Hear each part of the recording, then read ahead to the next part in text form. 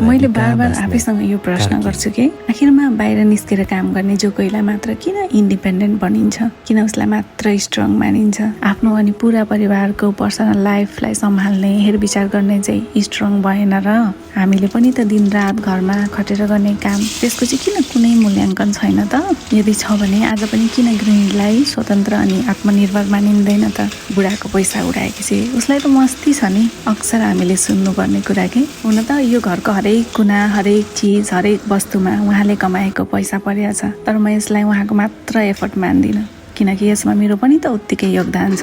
मैले घरमा रहेर बाँकी सबै कुराको ख्याल राखेकी छु, त्यसैले त उहाँले स्वतन्त्र भएर बाहिर निस्केर काम गर्न सक्नुभएको छ।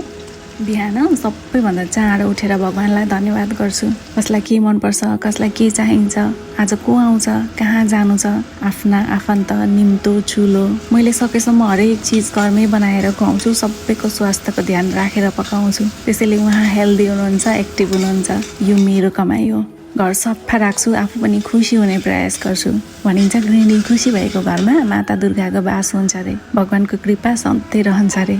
सोच्नु न, घर अस्तव्यस्त देखेर मन प्रसन्न नहुँदा यहाँले मन लगाएर काम गर्न पो सक्नुहुन्न थियो कि। हो, पैसाले वस्तु किन्न सकिन्छ, तर खुसी सकिन्न। आमा बुवा बच्चा पर पाहुना अनि हामीलाई के कतिखेर चाहिएको छ त्यसको म्यानेज त मैले गरेको छु नि।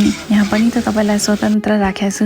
हो, मैले घर सम्हाल्छु, त्यसैले बाहिर निस्केर मन लगाएर फोकस भएर काम गर्न सक्नु भएको छ। उहाँले पाएको प्रमोसनमा मेरो चाहिँ कन्ट्रिब्युसन भएन र। हो, यो मेरो कमाइ हो।